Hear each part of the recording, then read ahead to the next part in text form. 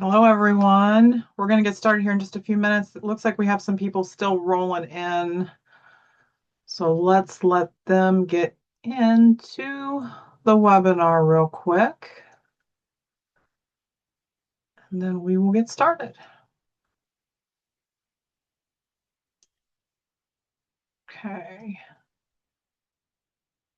All right, looks like that slowed down a little bit. So just some quick housekeeping information before we get started. If you do have questions throughout this presentation, there is a Q&A, question and answer area. If you'll just add your questions there, I'll look at those at the end of the presentation and see if I can answer. If there are questions that I can help you with, I'm happy to do that. There's also the chat section as well. I won't be watching either of those while I'm presenting, so I'll be looking at the end. So question and answer would be perfect if you want to use that. So we'll go ahead and get started. This is a presentation on credit consulting basics for small business owners. So we're going to talk about a couple of different things that are applicable to business owners in the credit world. So the first thing I want to kind of hit on is what we're going to talk about. So by the end of this workshop, I am hoping that you will first understand the difference between personal and business credit, as these are two separate things, often intertwined, but still separate. We're going to read or have an opportunity to talk about the different components of a credit report, so you can have that confidence to know when you're looking at yours what you're seeing. Find ways that you could possibly identify and document credit report inaccuracies and tell you what to do if you do find those inaccuracies. Understand the best actions to support credit improvement if that is something that is one of your goals.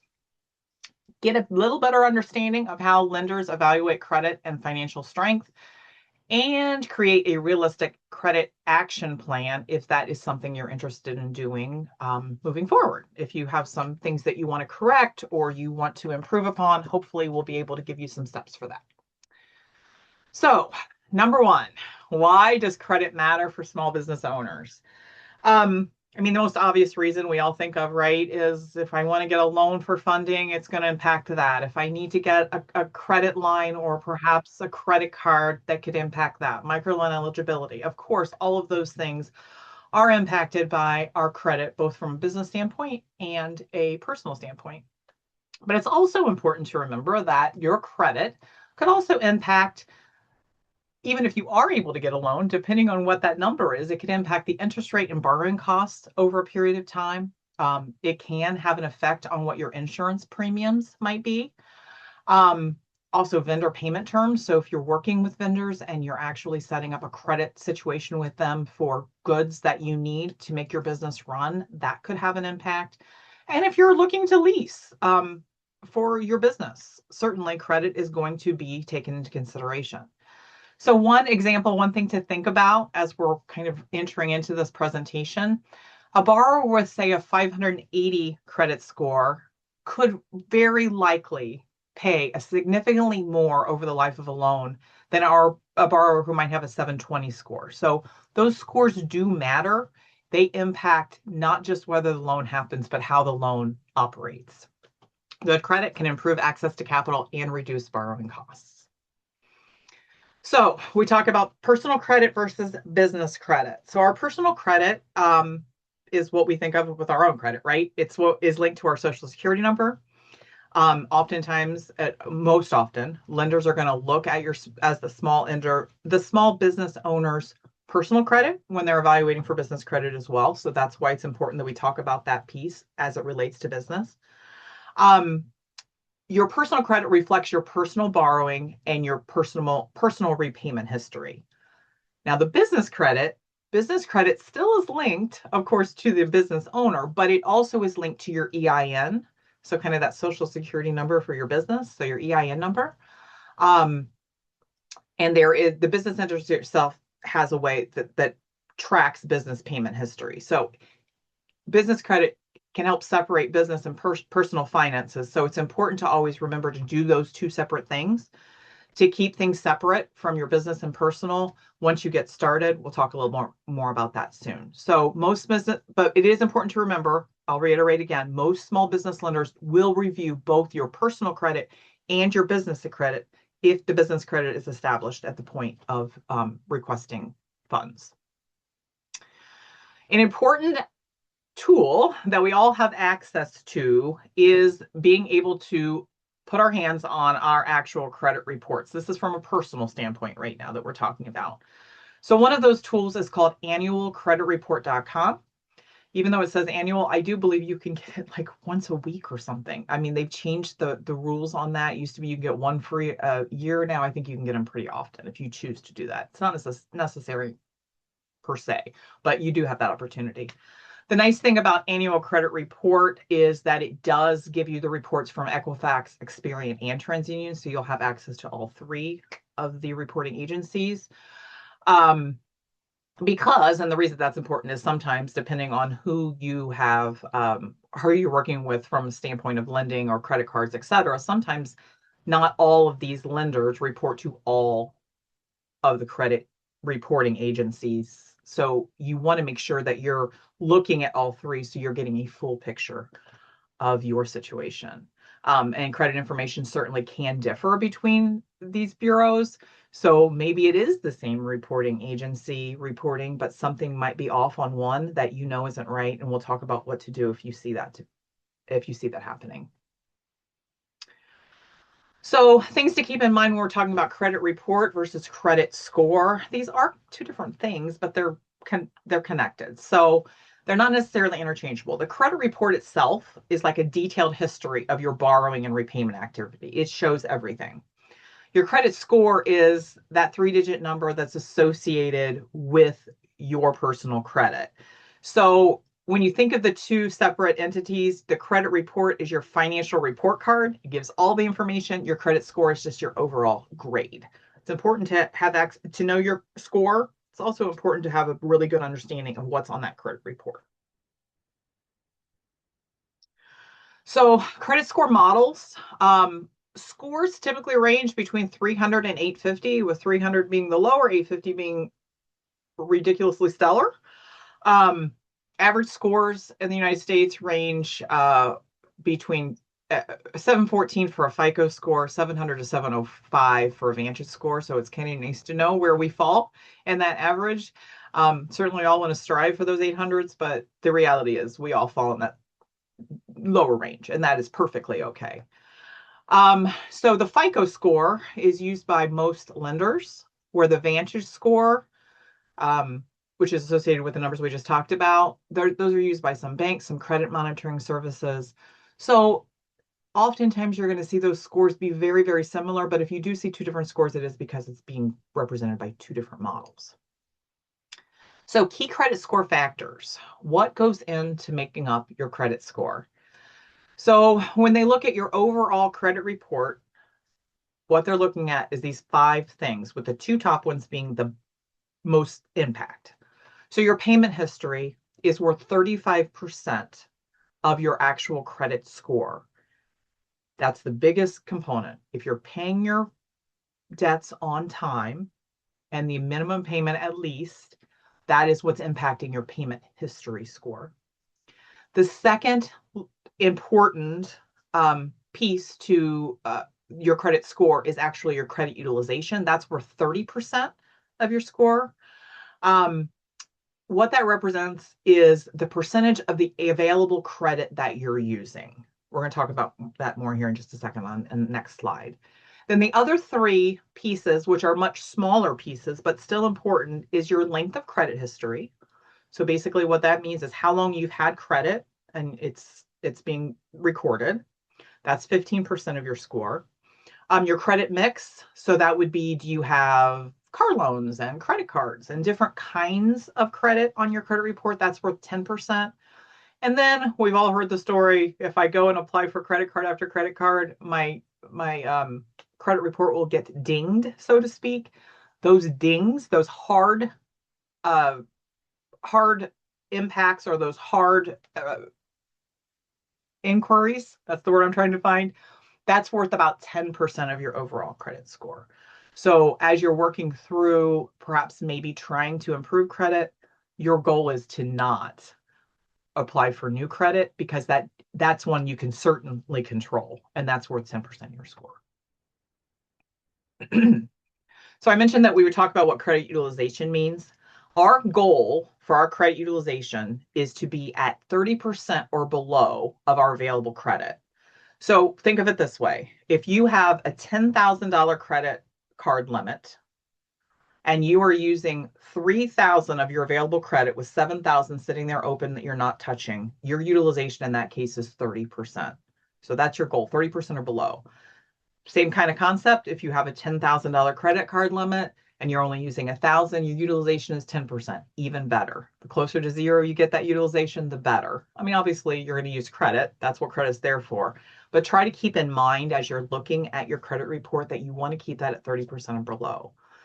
That's true for each individual section, but it's kind of true overall. So when you'll do and look at you'll look at what your total amount of credit open credit is, you really want to keep that under 30%. So the goal would be to start getting those things paid down so you can get to that 30% or below. Lower the utilization often signals to the powers that be that you're participating in responsible credit management, and that does in fact positively influence your credit scores. So some common credit myths that I wanted to talk about today. When you check your own credit score, when you use Credit Karma or you go to annualcreditreport.com and get your credit reports, that does not ding your credit like the hard inquiries we just talked about. Those are considered soft inquiries, and it does not affect your score. So don't feel that you shouldn't be looking and trying to keep track of your own score. You can do that, and it's not going to have a negative impact. Another myth, closing old credit cards always helps. So we get these credit cards paid off and we close them and we think that that's helpful to us, but in reality, it might not be. And there's two reasons why. The first reason is it will shorten your credit history. So maybe you had that credit card for the last 10 years and you closed it, and that was maybe the oldest credit available that you had. You close that, and then it resets to the next longest established credit. So by leaving that open and not touching it, I mean, we used to tease about just putting our credit cards in ice and sticking in the freezer so we can't use it right away. That was easier when you had to have the card to use it. Now, of course, we can do everything electronically, but still, same concept, right? If we have we close the credit card, or we don't close the card, I'm sorry, we pay the credit card off, or we get it down to a great spot and we're not using it anymore, don't close it. Leave it open for your history, and also leave it open for your overall credit utilization. Because again, that amount that you're able to use but aren't using goes into your overall credit utilization and helps with that 30% or below. So the myth of closing old credit cards always helps, not necessarily the case. In fact, it could have an adverse effect. And the last myth that we'll talk about right now is paying off a collection automatically removes it. Wouldn't that be great if it were true? But unfortunately, it's not. Oftentimes, if you have something that's in collections on your account, you work with your lender or whoever the creditor is, you pay that off, you get it to the point that you want it to be. You still are probably going to have to take extra steps to ask that particular creditor to help you have that removed. They don't necessarily have to do it, but if you ask them and you say, I paid it off, you often can get help for getting that removed. So, but it's not automatic. So just know that that might be something you have to pursue after the payoff is done. Okay, so reading our credit report. Each credit report that you read has 5 or 6 different sections that you're going to find, whether it doesn't matter the reporting agency that you're looking at. So first of all, in the first block, you typically are going to look at your personal identifying information. Go through that. Make sure your name's spelled correctly. Make sure your social security number is right. Your address is correct. Mistakes happen. So make sure that you are you're looking at that top block. That's the easiest one to look at because you know who you are and you can make sure that everything is correct. And if not, then you'd be reaching out to that reporting agency to get those things corrected. The next set of blocks is going to be your account history. So each block is going to represent a different creditor. So maybe credit cards, maybe a car loan, maybe a mortgage, whatever the case. Each block is going to have information including your payment activity, Have you made payments on time all the way across the board? You'll see if that's the case, you'll see all little check marks in that area, green check marks, but maybe you missed some payments along the way because life happens. It happens to all of us. Then that would be indicated by an X, a red X typically. Um, you'll see credit limits and balances within each of those boxes. So back to that utilization conversation, you'll be able to really look and see how much can I borrow from this creditor and how much am I utilizing. So you can see that there. And then in separate blocks below, you'll also see collections or charge-offs. And if there are any public records, this is only if applicable. So maybe you've had a bankruptcy within the last 7 years, you would see things like that there. Another little side note, charge-off definition is when a creditor classifies a debt as a loss after not having payment for a long time. That balance is still owed. So it might say charge it off for, this particular credit card. They stopped hounding you. They just decided they would charge off, but that is still impacting your credit. It does not go to zero. And ultimately, you're still responsible for that. So as we talk more into what we do moving on, that would be a creditor that you would reach out to and say, hey, I know I have this balance. What can we do? What arrangements can be made to get that taken care of? So as you're going through your credit reports, I always recommend that you create some kind of a tracking system that works best for you to keep track of what it is that you have found when you're looking at your credit report, what your actions are going to be. So a notebook, if that is the way you operate, is a perfectly good answer, right? You first page on August 18th or August 19th of 2026, I reviewed my credit report. I looked in the first block. All my personal information was fine. I went through. I determined that X, Y, and Z needed to be addressed. These are the actions I took, et cetera, et cetera. So then you know that when you go back and look at it again, maybe a month from now or whatever, you know what you've done and you know what you're looking to see if anything has improved. In addition, to what I just said about seeing if there were any issues from a standpoint that could be asked to be corrected, you also might be making a whole bunch of payments and you want to see how those are being recorded on your credit reports as you go through. So definitely, please do some kind of documentation.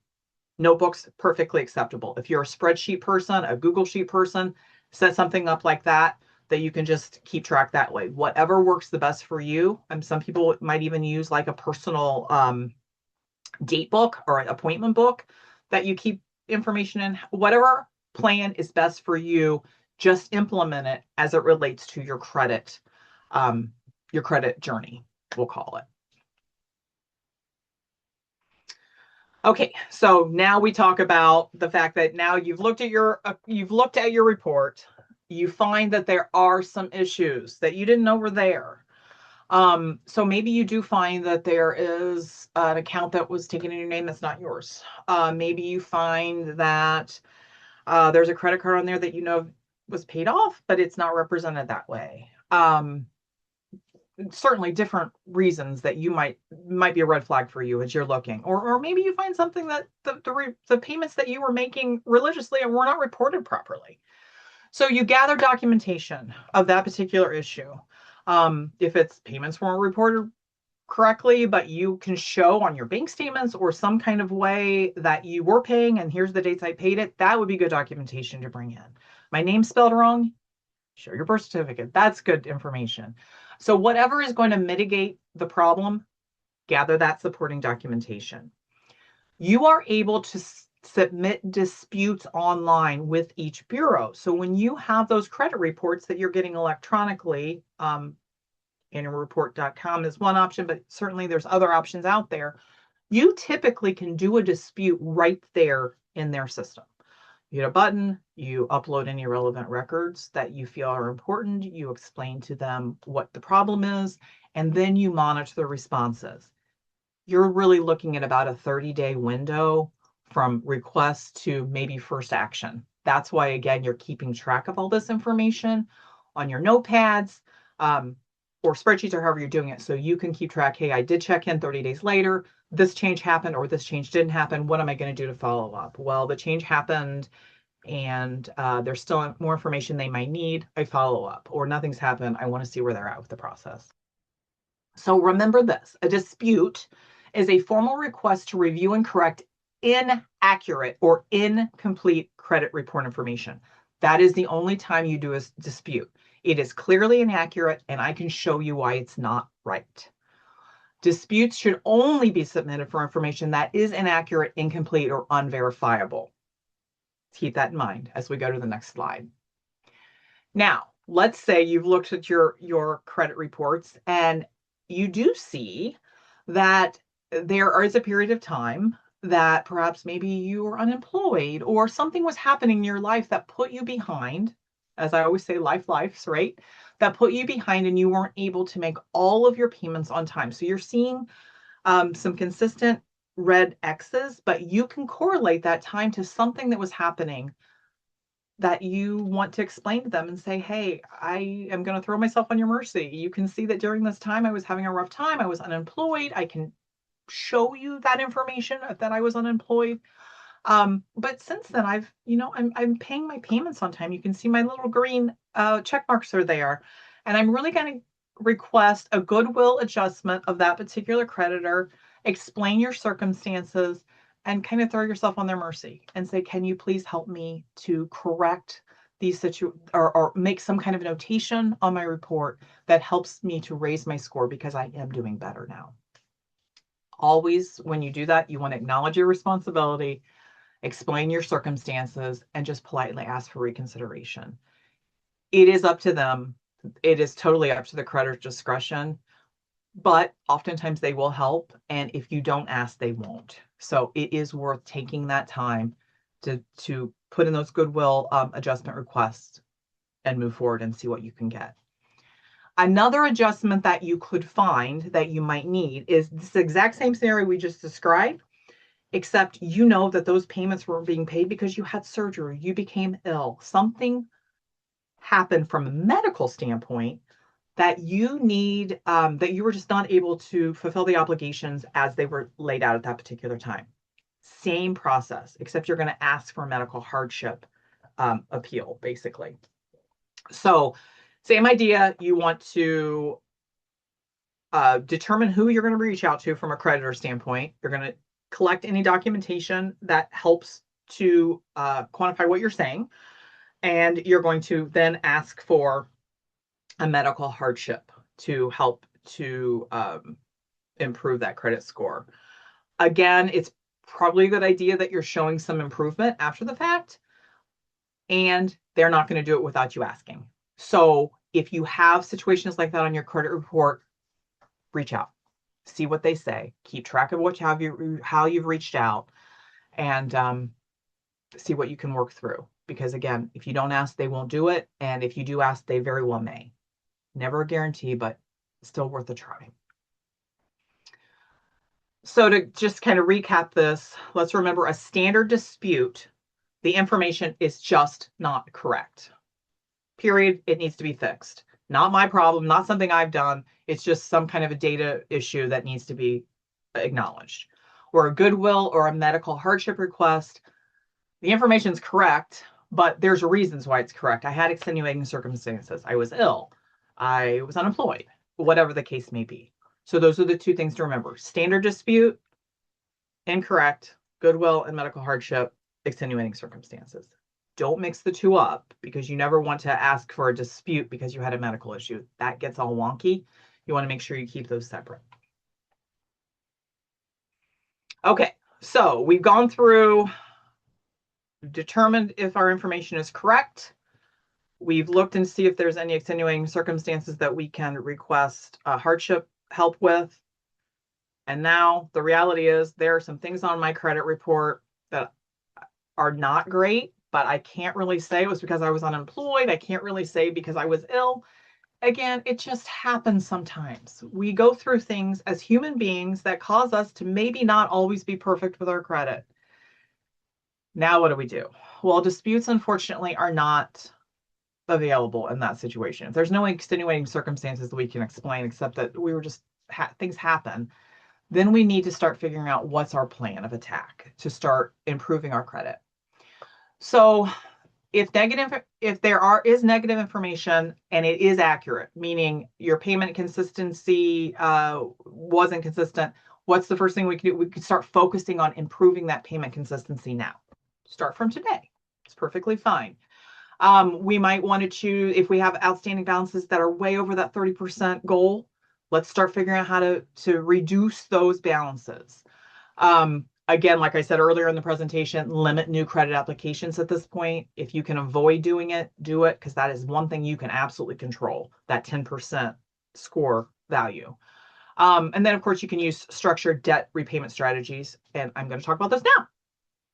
So, there we go. Okay, so there are two, there's probably many, many more, but there are two debt decrease methods that I want to talk about today. So the first one is called the debt snowball method. So the way we operate with this, and actually the way we start with the next one that I'm going to explain too, is the same way. We look at our credit reports and we list all the debts that we owe from the smallest balance to the largest balance in this case. And we determine what the minimum payments are on all of those debts. So then we also decide how much are we able right now to throw at getting our credit utilization down. So we now know how much all of our minimum payments are a month. And now we also know how much we're willing to throw at our credit to get those balances down. So then you look at your smallest balance to your largest balance. You skip the smallest, the top one, and you pay all the minimum payments of all the other creditors. Now you have left over that smallest balance. Anything left in that bucket that you're willing to pay towards your credit goes towards that balance. So you continue to do that process until that smallest balance is paid off. We're going to scoot that one over, and then we're going to go to the second smallest balance, and we're going to do the same thing until we've gone through your list. So that way you're making your minimum payments on time to all your other creditors, and you're working to see a payoff at the top. This creates quick wins and momentum because you start to see things get paid off quicker and your credit utilization starts to decrease. It helps to build your confidence and motivation, which is so important in this process. And it's a kind of a simplified debt repayment goal. This is best for individuals who like to see things change quickly. If that is you, snowball method might be a really good one to look into as you're trying to improve your credit. The other one, the avalanche method, is the same concept. You're going to list all of your balances out, but the difference is instead of going smallest to largest balance, you're going to go highest interest rate, which you can see on each of those little blocks we talked about, down to your lowest interest rate. Same idea. How much am I willing to pay towards my credit to get this down? And then you're going to start with leave the top one, which is your highest interest rate, pay everything below minimum on time, and then throw whatever's left to your highest interest rate at the top until that account's paid off, and then move down. So same idea, but the difference is you're reducing your interest payment over time, which is also something quite worth it, right? If it's costing you more money to have this credit open, then getting that one off sooner is going to save you money in the long run. So this reduces your total interest paid over time. It might eliminate debt faster. It maximizes your long-term savings. This is for the individual who's focused on getting those interest costs down. So if that's you, if you don't like to pay extra money for the money you have outstanding, this is the answer for you. And it can be done easily. It's just about making those lists and working towards it. But always remember, you're paying your minimum balances on everything else by the date that it's due. Okay, so managing collections and charge-offs. If you have some collections and charge-offs on your report, after you've made a plan for the other items that we've talked about, then you want to start picking those off one by one. Don't feel like everything has to be done at the same time. This is a process. So maybe you pick the first one maybe you have a collection account on there that you want to reach out to whomever is holding it at that time. and say, hey, I want to make some arrangements. I want to get this taken care of, and I want to work with you. Make notes of who you talk to, and hopefully by the time I have this paid off, you can help me to have this removed or at least notate it on my account. Remember that collections account can be transferred or sold to a third-party collector after non-payment. So just look at who has it then, and then start kind of working through the process to get that taken care of. It is important that you always obtain written confirmation of an agreement before submitting payment. Have that in your files that I agreed, I talked to this collection person and I said I could pay X, Y, and Z. They agreed to it. You need to make sure that they send that to you in writing so you have that information in your files. Another great tool, aside from making sure you're documenting all the things that you're doing, is to set up credit monitoring. And there are lots of options out there to do that with. I think we've all heard of Credit Karma. Most of our bank accounts, most of our credit card accounts have options for us to have a monitoring in place. Having a monitoring in place is going to allow you to get notifications when something happens. Maybe your credit utilization went down. Yay, I can be happy about that. Or maybe your credit utilization went up and you didn't know it was going up. So maybe that is going to give you a reason to pause and look at your report and make sure that whatever's happening is something that you've done. And if it's something you've done, that's okay too. But it's good to have those notifications in place so that you can keep track of what's going on. You're also able to monitor inquiries. So if you aren't, looking at applying for credit or whether and things are popping up, that's something you want to address. Remembering, of course, a hard inquiry is a credit check initiated by a lender that may temporarily impact your score. Now, let me give you a little side note that I have learned recently about some of these monitoring services. When you check your credit through them, perfectly okay. Soft inquiries doesn't hurt you. However, sometimes that will initiate lenders to reach out to you for loans or things like that. Please know that if that's happening, those are soft inquiries that are not affecting your credit. You can always look at your credit report and see that, make sure that nothing hard has hit. But it is something to consider depending how often you check Credit Karma. I had gotten into the habit of checking it quite often because I was getting a little obsessed with it. I had to back off a bit. But in doing that, I was getting all of these texts from, oh, we saw that you might be interested in a personal loan for $50,000. Well, I'm not, and I never asked for that. But because I was checking and monitoring my credit, sometimes that will initiate those things. So block them, ignore them. Just know that you're looking for hard inquiries. If no hard inquiries are hitting your report, it's a nuisance, but it's not going to hurt you. So, some technology and automation. I don't know why I have such a hard time with that word. To think about, just to recap, credit monitoring alerts, tracking spreadsheets, calendar reminders. Make an appointment with yourself and hold yourself to it. I'm going to check my credit every month on this day at this time. I'm holding this appointment with myself because I want to improve my credit, because I'm ultimately looking for funding for my business. I want to make sure I'm in the best position I can.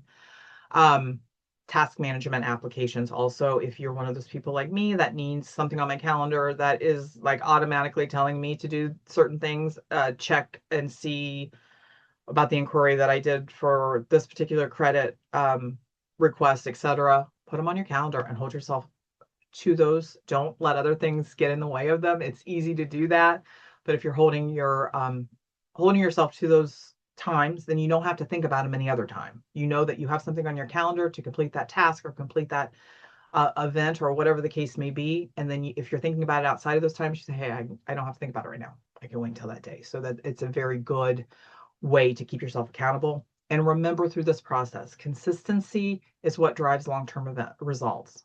It's unfortunate that's not quicker, but you being consistent, you're going to see those results happen. There are some credit rebuilding tools other than what we spoke about with like the avalanche or a snowball method. And there are some tools out there that you can interact with. One is secured credit cards or credit building loans. Those are actually separate.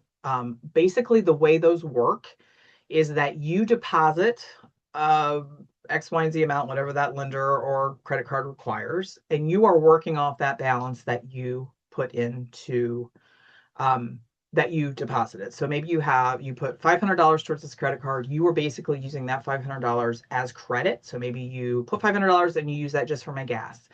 And every month I pay that off. And as you're doing that, those credits or that loan, credit bill or loan, is reporting back to your credit report that you are making payments on time, you are being consistent, etc.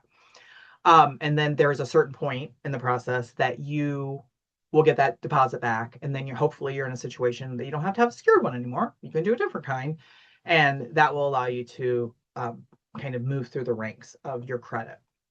So I know that for one that comes to mind with the credit builder loans, I know there's a place called Self that has that option. There are a lot of secure credit cards out there. You just want to make sure you're vetting them, but there's a lot of options out there. Another tool that you can use is Experian Boost. It's not necessarily available everywhere and across the board, but if it is something that's available to you, it's worth looking into. If you rent, for instance, and you're paying your rental agreement every month and your particular landlord doesn't report, having Experian Boost might be an option, that those payments they're following, that could be something that is reported. Other parts of Experian Boost are your utility payments that you're paying every month that aren't reporting, your phone. So there's lots of options on their list that if it happens to be a utility service that you use and they're connected with Experian, you can set that account up so that Experian is then reporting every month and helping your score. And secured credit card, we already talked about that, is that credit card backed by refundable deposit. Okay, so this is the kind of frustrating part, but I always like to give you the heads up on this. Credit improvement timeline, unfortunately, it is not instant. Most creditors report activity monthly, so you might make a payment and it might be a month later before that reports, and then it has to build over time to show your consistency. So when we think of the different things that we're doing to improve our credit, 30 to 45 days is usually when you start to see correction of reporting errors or reduced balances. That's when you start to see those bumps. That's the quickest. 2 to 3 months for on-time payments and lowering utilization. So still do it. Those 2 to 3 months are going to pass whether you're doing it or not, but before you start really seeing those changes on your report and in your score, it's going to be about 2 to 3 months. And 6 to 12 months is going to be when you really start to see an improved credit mix or positive payment patterns start to impact your score. So it is a long game. But it's worth it. It's worth being consistent. So addressing inaccuracies and lowering utilization are commonly among the earliest areas of improvement. So if you find problems and they can fix them, that's going to help your score quicker, and getting that utilization down is probably going to see something that you see quicker with the reduced balances. And please celebrate your success and your progress. This is a process. It's not easy, and it's oftentimes not fun. It's just like the topic's not fun. But be happy and be excited for yourself when you start to see those score improvements, when you're resolving reporting errors, reducing balances, improving payment history. All of this is important. All these small improvements create meaningful long-term results. Take the time to give yourself grace and be proud of the accomplishments that you're making as you're working through the process. All right, so that was personal credit. And some of those things apply to business credit too. But let's talk about business credit now, which is probably why you came, right? So business credit is indeed separate from your personal credit. It is established, and depending on where you are in the business process, you may have already done some of these things. So it's established, first of all, when there's a professional business presence. So when you have a business address, a phone number, a website, an email, something that makes you look like a legitimate business, that process is beginning. When you register for your EIN, that process is beginning. And when you open a business bank account, it's also beginning. So those steps, those 3 beginning steps that I just mentioned, that's typically the beginning or near the beginning of starting your business. So if you're an established business, you've been doing this a while and maybe not even realizing you're doing it. Another step in the process is opening a credit card in the business name. That is an option. They are going to look at your personal credit and you are responsible as the business owner, but it's associated then with your EIN and it's associated with your business. So you're starting to build credit when you're using a business credit card to buy things that you need to buy for your business anyway. The best case scenario is you open a business credit card, you use what you need to purchase in the beginning of the month, and you pay it off at the end of every month, because that's going to allow you that score to continue to go up. But remember, if that's not possible and you still have to carry a balance, just make sure that you're being consistent and you're paying your payments on time. Another option is to use Duns and Bradstreet, where you will get a Duns number. It's a unique identifier used to track business credit activity. You can go to Duns and Bradstreet online to set that up. But that is another way to establish business credit. If you haven't heard of that, I would just look it up and read about it. It's legitimate and it's real. And you certainly can start building business credit that way as well. So to kind of reiterate that, you want to establish your legal business entity, obtain your EIN, open a bank account, then at some point obtain a DUNS number, and establish vendor trade lines that report payment history. So oftentimes in business, we have certain vendors to keep our business going. All the years ago when I owned a bakery with my family, we had actual vendors that we use on a regular basis to get flour, sugar, and all the things that we needed to make our product. So with vendors, when you're establishing those lines with them, have a conversation and ask them if they are an agent or an organization that reports to credit reports, to the credit reporting systems. Not all do, but some do. And it's worth having that conversation, because that also will help you build your business credit. Of course, obtain the business credit card like we talked about, and make sure you're monitoring those business reports on Dun & Bradstreet and other places, just to make sure you know what's going on, just like with your personal ones. Okay, so ways to strengthen your business credit as you're building it. Make sure you're registering with places like Dun & Bradstreet. The vendor accounts like we talked about. Of course, then make sure you're paying your vendors on time. You're monitoring your business credit reports. Business reporting agencies, Dun & Bradstreet, as I mentioned, there is an Experian business and an Equifax business as well that you can look into and monitor your business credit that way as well. Just to kind of jump back to the vendor credit examples, for vendors that at the time that I created this presentation that I do know do report to credit reporting at that time, was Uline, Grainger, Quill, and Summa Office Supplies. These are all office supply, Uline are boxes for like shipping things too. These are all in that realm. They, at least at the time that I created the presentation, they were reporting to credit reports, credit reporting services. Do remember that changes. So sometimes, you might have a vendor that has been reporting all along and then that changes, or vice versa. So just kind of tap in with your vendors as you need to, or as you think about it every few months or whatever, and just say, are you still reporting, or are you going to report now? So you can kind of keep track of what is being reported for you. As long as you're paying consistently and these people are reporting, that's helping you. So it's good to know who's doing that for you. Okay, so how does this all relate to SBA lending? Well, SBA lending is evolving, which is good. Not to say that credit scores are not important, they are, but there was a time, and maybe that was it. They'd see a credit score, and if it wasn't where they wanted it, they would just move on. Now, there's a little more holistic look. So they're going to look at personal credit scores. They're going to look at business credit scores, the utilizations, and all those things. But in addition, for your business, they're going to look at cash flow, banking activity, your financial statements. They're going to look at how long you've been in business and what your industry, what your, as an owner, experiences in your industry. Strong business plan, extremely important with financial projections. I would say with most SBA lending, you're going to need that. So make sure that you have a strong one in place that really does represent you before you even start the process. That would be something that I would encourage you to look at. They are going to look at your debt repayment capacity, what your industry and management experience is. So they're looking at a bigger picture. Not to say your scores don't matter, they do, but they won't maybe stop you right away. If it's not exactly in the sweet spot, they're going to look at other things as well.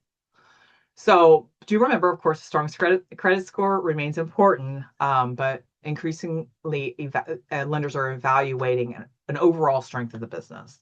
Credit will open the door, cash flow, and the ability to repay is what's going to secure approval. So those are all good things. When we think of SBA lenders and a loan and lender insights, different lenders, different kinds of lenders, different banks, they look at different things. So it is important to have conversations to talk to different lenders and find out what those particular groups are looking for. Now, as a general overview, you may kind of think that major banks are going to often rely very heavily on your credit reports and your financial statements, where credit unions are going to look at those things, but they're also going to have an emphasis on that relationship and with you and the repayment capacity that you'll have. That's kind of forefront as well. And then alternative lenders, maybe CDFIs, things like that, they are really evaluating your cash flow, your business activity, and your business credit, in addition to other things, but that might be something that they're focusing on. So these are important conversations to have with potential lenders. You should be talking to more than one. Find out what your best fit is before you take the step to secure lending. When you're working through improving red flag or the credit, there are some red flags. If you have somebody that says that they're going to guarantee credit repair instantly right away, they're going to help you do it for a low price of whatever the case may be a little wary of that. No one can magically fix anything. It is a process and it's going to take time. I am not saying that you shouldn't reach out for help, but do the research and the vetting and don't pay things up front. That oftentimes is not going to end well, unfortunately. If someone's telling you that they can give you an instant score increase, just pay me a low price, that probably is not real. Vet them. Actually, paying any kind of upfront fee without written agreements for credit help is probably not going to be your best bet. I guess the rule applies to this just like it does anything else. If an offer sounds too good to be true, it probably is. So best practices, just to kind of recap what we talked about: never dispute accurate information, avoid excessive credit applications, avoid late payments whenever possible, and do stay in contact with creditors if you're struggling. They're people too. Talk to them, let them know what's going on. They might be able to help. Some resources that we've talked about through the presentation that I want to share again: your annualcreditreport.com, SBA.gov has some great information about business credit. Dun & Bradstreet, like we talked about, getting that DUNS number, and the consumerfinance.gov website has some good information as well.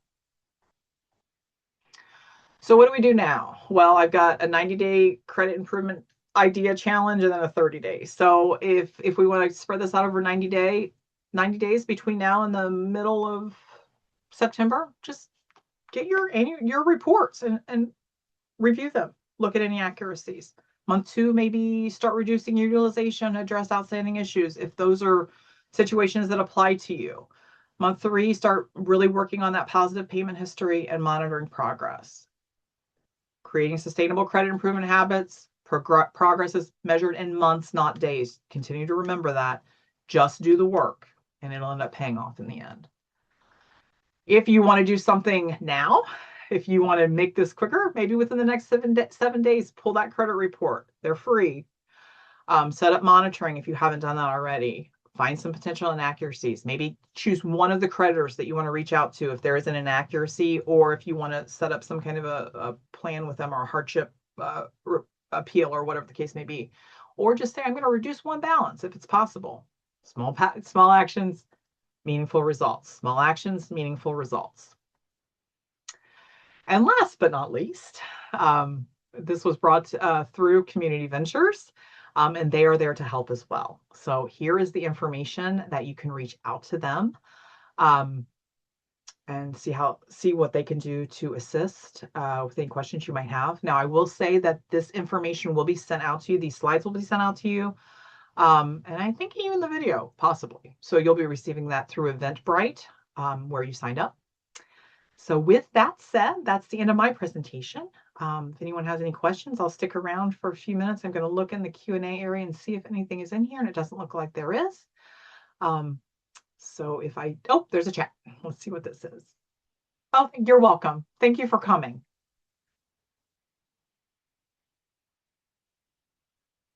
All right, guys, I'm gonna give it a few minutes, see if anything pops. Oh, my business has a DUNS number, but we have not gained much insight. Are there certain things we may need to do to increase that? Alicia, have you been going and monitoring the information on the DUNS site? And if you have, I would reach out to the Duns and Bradstreet group um, and have them walk you through the best ways they can help you to make this work. I'm glad you already have the number in place, though. That's one step done.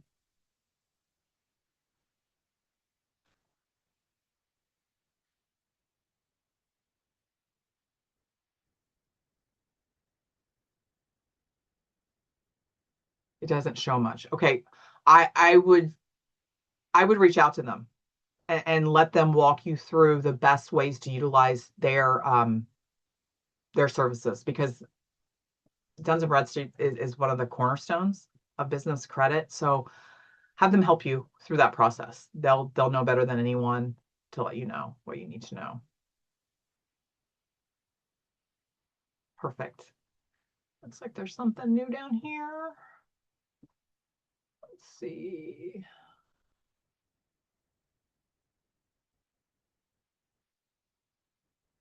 All right. All right. Well, if no one else has any questions, thank you so much for hanging out with me today. I know this is not always the funnest topic, but I think it's important. So thanks for hanging in there and listening. Reach out to Community Ventures if you have any questions. They're there to help. And I hope you all have a very, very great day today and a great week. And we'll see you later. Thanks.